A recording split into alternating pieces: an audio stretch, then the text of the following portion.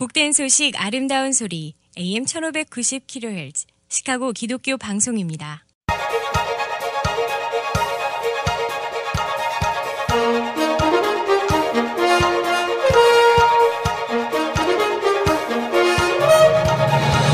김정일 해설위원의 시사 해설. 세상을 넓게 봅니다. 삶의 지평이 넓어집니다.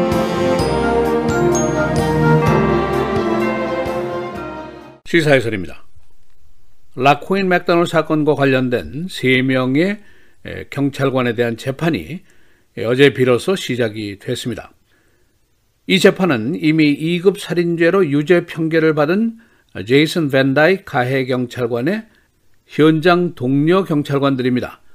이 재판은 이들이 동료인 밴 다이크를 보호하기 위해서 커버업, 허위 진술을 했느냐에 대한 재판입니다. 이들에 대한 검찰의 기소 혐의를 보면은 첫째, 직권남용, official misconduct이 들어있고, 두 번째는 사법방해, obstruction of justice가 있고, 그 다음에 음모, conspiracy가 들어있습니다. 이 재판이 이제 전 시민들의 지대한 관심을 끄는 이유가 몇 가지 있는데, 우선 시카고 시장 자신의 입으로 시인한 것이 있습니다. 침묵의 법칙, code of silence. 시카고 경찰국 내에 끼리끼리 봐주기가 얼마나 심각한 것인가, 이런 문제가 있었는데 여기에 대한 이제 대답이 나올 수가 있습니다. 이 피고 경찰관들의 보고서를 보면 한결같이 피살자인 라코인 맥도날드이 칼을 들고 달려들어서 정당 방위 차원에서 경찰이 쐈다, 이렇게 되어 있습니다. 그러나 순찰자의 카메라에 찍힌 비디오 여러분이 여러 번 보셨습니다만 이것은 전혀 다른 스토리를 말해주고 있습니다. 또 한 가지, 여기서 또 인정 문제가 나오게 됩니다. 전국에서 수많은 흑인 범법자들이 재판소에 가기 전에 경찰의 총에 맞아서 죽은 사실, 이것은 우리가 세상이 모두 아는 일입니다. 그래서 오늘은 이 3인 경찰관에 대한 첫 번째 재판의 날 어떤 일이 있었는지, 또 검찰과 변호인 측의 논쟁은 어떤 것인지 설명해 드리겠습니다. 피고인들은 전 시카고 경찰국의 형사인 데이비드 마치, 그리고 두 번째로는 역시 전 경찰관인 조셉 워시, 세 번째 피고인은 토마스 가피니, 이 세 명입니다. 이들이 모두 2014년도 10월에 있었던 제이슨 밴 다이크 경찰관이 라코인 맥도날드를 16발의 총을 쏴서 절명시킨 사건, 그 현장에 있었던 경찰들입니다. 이들이 현장에서 이제 보고서를 썼는데 그 내용은 모두가 한결같이 한 가지 사실의 공통점을 갖고 있었습니다. 피살자인 라코인 맥도날드이 칼을 들고 달려들어서 경찰이 쐈다, 이렇게 되어 있습니다. 예를 들면 피고인 데이비드 마치는 그의 보고서에서 범인이 경찰을 공격했다, 그래서 경찰이 그 범인을 사살했다. Criminal attack officer, then that officer killed criminal, 이렇게 되어 있습니다. 반 다이크의 공격을 정당한 살인으로 보고를 하게 된 것입니다. 그러나 특별검사인 패트리샤 브라운 홈스는 이들이 피살자의 행동을 과장해서 보고했고, 그로 인해서 경찰의 일반 시민에 대한 신뢰, 트러스트를 저버렸다라고 공박을 하고 있습니다. 이 홈스 검사는 이들이 전 시민을 상대로 serving and protecting을 한 것이 아니고 단 한 사람, 제이슨 밴 다이크 보호하려고 했다라고 비난했습니다. 그러나 반론에 나선 이런 세 경찰관의 변호인 측들은 검찰의 기소를 어릿 광대국으로 비유를 하면서 강력한 반론을 어제 폈습니다. 우선 피살된 라코인 맥도날드이 사망 직전에 경찰차의 타이어를 칼로 째고 유리창을 부수고 제압하려던 경찰관과 아이 컨택을 하면서 위협을 했고, 이것이 모두 공격 행위다라는 주장입니다. 그리고 경찰의 정지 명령을 계속해서 무시했고 공격적인 행동을 계속했다, 이런 주장을 펴고 있습니다. 또 한 가지, conspiracy, 이 음모라는 제목은 전혀 사리에 맞지 않는다는 주장을 폈습니다. 3명의 경찰관들이 이 보고서를 내기 전에 서로 상의하고 공모했다는 것인데 이들은 서로 잘 알지도 못하는 사이고 고로 음모는 있을 수도 없는 일이다라고 주장을 했습니다. 그리고 인정 문제는 이 사건과 무관한 것이며 이 사건은 법과 질서의 문제다라고 강력하게 주장을 했습니다. 그러나 라코인 맥도널드 사건의 재판 당시에 배심원들이 비슷한 당시 가해 경찰관 변호인의 반론을 수용하지 않았었습니다. 그래서 결국 그가 2급 살인죄로 유죄 판결을 받게 된 것입니다. 검찰 측은 이미 손으로 쓴 보고서의 문장들, 또 쿡카운티 검시관의 의견서, 또 현장을 취재했던 기자들까지 대상으로 해서 피고인 측의 반론을 공박하려고 준비 중입니다.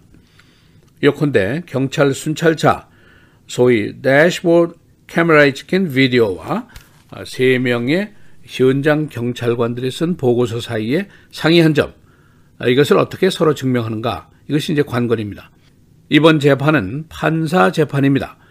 피고인들이 배심원 재판을 포기했고 판사 단독 재판을 원해서 그렇게 되었습니다. 이 판사는 전 쿡카운티의 검사 출신인 도미니카 스테븐 56세인 판사입니다. 현재 경찰 자체 보고서에는 밴 다이크 그리고 현장 경찰관 3명이 victim, 피해자로 분류가 되어 있습니다. 자신들이 쓴 보고서 중에는 라코인 맥다놀이 신체 접촉을 하면서 경찰에게 폭력을 썼다, 부상을 입혔다, 이런 보고서로 되어 있는데 이 보고서에 기술된 내용을 변호사들이 어떻게 설명할지, 이것이 이제 관심사입니다. 이번 재판에 이제 관심이 쏠리는 또 다른 이유가 있는데 지금 시카고 경찰국에 대한 개혁 작업이 진행 중입니다. 얼마나 개혁해야 되느냐 하는 문제를 놓고 시민, 연방정부, 주검찰들은 대대적인 개혁을 해야 된다 하는 주장을 펴고 있고, 반대로 경찰 측에서는 이렇게 될 경우에 경찰의 손에 수갑을 채우는 결과를 빚을 것이다 라고 해서 반대를 하고 있습니다.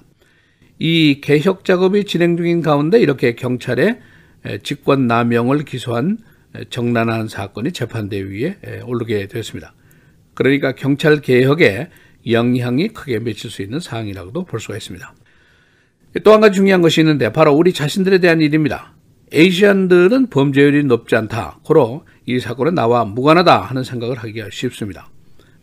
그러나 한 가지 간과할 수 없는 사실이 있는데 주로 경찰이나 일반 대중이 아시안들을 만만하게 보는 경향이 있습니다.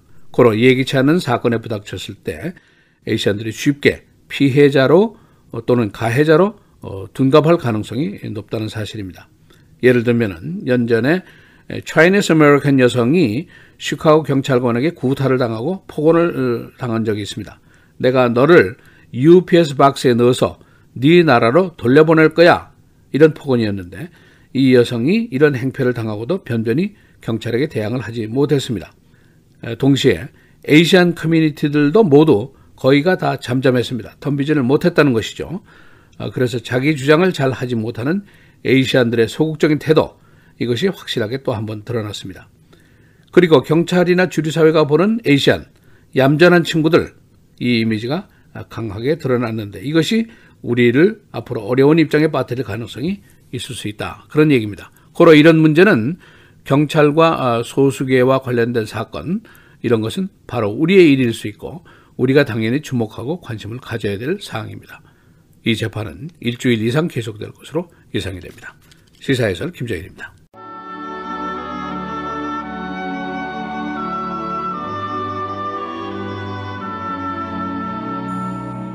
또 다른 천사, 곧 셋째가 그 뒤를 따라 큰 음성으로 이르되 만일 누구든지 짐승과 그의 우상에게 경배하고 이마에나 손에 표를 받으면 그도 하나님의 진노의 포도주를 마시리니 그 진노의 잔에 섞인 것이 없이 부은 포도주라.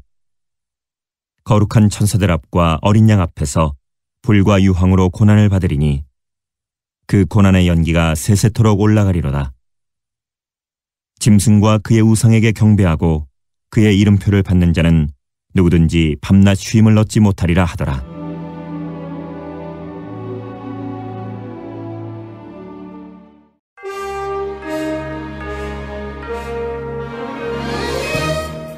(11월 28일) 수요일 헤드라인, 오늘의 주요 뉴스입니다. 어제 치러진 미시시피주 상원의원 선출 결선 투표에서 공화당의 신디 하이스 스미스 후보가 승리했습니다. 하이드 스미스는 퇴임한 세드 코크런 상원의 후임자로 임명된 현역 상원의원으로 이번에 선거에서 승리함으로 미시시피주 첫 여성 선출직 상원의원이 됐습니다. 하이드 스미스는 53.8%를 얻어 46.2%를 얻은 마이크 에스피 민주당 후보를 누르고 당선을 확정했습니다. 이번 승리로 공화당은 차기 상원에서 53석을 차지하며 기존 51석에서 2석을 더 늘리게 됐습니다. 민주당은 상원에서 47석으로 기존보다 2석 줄어들었습니다. 국내 불법 이민자 수가 10여 년 내 가장 낮은 수준으로 떨어졌습니다. 퓨 리서치 센터는 어제 2016년 말 현재 합법적 지위를 갖지 못한 미국 내 불법 이민자 수는 1,070만 명으로 1년 전에 1,100만 명에서 30만 명 줄었다고 밝혔습니다. 국내 경제가 둔화되기 전인 지난 2007년 국내 불법 이민자 수는 1,220만 명으로 최고를 기록했었습니다. 퓨 리서치 센터는 1,070만 명은 2004년 이후 가장 낮은 숫자라고 밝혔습니다.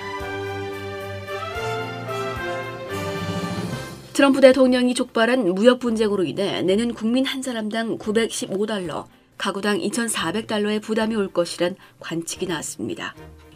물가 인상과 임금 하락, 투자 수익률 저하 등이 원인이 된다고 봤습니다. 어제 코쿠 인더스트리즈가 컨설팅사 임팩트 에코의 의뢰에 수행된 연구조사에서 만약 현재의 관세 정책이 계속 유지된다면 오는 2030년까지는 가구당 $17,300의 부담, 즉 손실이 발생할 수 있다는 결론을 내렸습니다. 이번 조사는 미국이 모든 중국산 수입품에 대해 25%의 관세를 부과하는 경우, 그리고 모든 수입 자동차 및 부품에 대해 25%의 관세를 부과했을 경우를 가정하고 진행됐습니다. 지난달 승객과 승무원 189명을 태운 채 바다에 추락한 인도네시아 라이언에어 여객기 사고 원인이 라이언에어 정비 과실 때문일 수 있다는 단서들이 나오고 있습니다. 언론 보도에 따르면 사고 직전 문제가 된 센서 정비 작업을 한 정비사들의 과실 여부가 수사 핵심 쟁점 중 하나로 떠오르고 있다고 전했습니다. 현재 인도네시아 주도로 구성된 수사팀은 실종기인 보잉 737-800 기체 디자인에서부터 추락 전 며칠 사이 교체된 부품과 조종사 훈련 내용, 조종사 과실 등 여러 가능성을 열어두고 조사를 진행 중입니다. 시카고 추위 속에 아직 정전 가구가 12,000개소나 남아있습니다. 정전 피해 지역은 주로 알링턴 하이츠, 마운 프로스펙트 등 북부 서버브 지역인데 커메드 측은 약 1,000명의 크루를 동원해 24시간 작업을 벌이고 있습니다. 이번 스톰으로 한때 시카고 지역에서는 약 35만 개소의 주택과 사업체가 정전 피해를 입었습니다. 로메인이 다시 시카고 지역 그로서리에 등장합니다. FDA는 지금까지 이콜라이 바이러스에 오염된 로메인을 캘리포니아 중부 산지 것으로 보고 다른 지역 작물의 판매를 허가했습니다. 시카고 지역 그로서리들은 로메인 포장의 재배 산지를 명기해 판매합니다. 금년 들어 시카고 지역에서 세 번째 동사자가 발생했습니다. 경찰은 어제 카디지 그로브 하이츠에 사는 78세 여성이 길에서 동사한 것을 발견했습니다. 사망한 여성은 기억상실증 환자였습니다. 날씨입니다. 오늘은 구름 많겠고 밤사이 1인치 안팎의 눈이 내리겠습니다. 낮 최고 26도, 밤 최저 25도. 내일은 흐리고 밤한때 얼음비가 내리는 곳도 있겠습니다. 낮 최고 34도, 밤 최저 30도. 금요일 대체로 맑은 날씨 보이다 구름 많겠고 밤부터 비가 내리겠습니다. 낮 최고 36도, 밤 최저 33도. 토요일 천둥 번개를 동반한 비가 내리겠습니다. 낮 최고 47도, 밤 최저 39도입니다.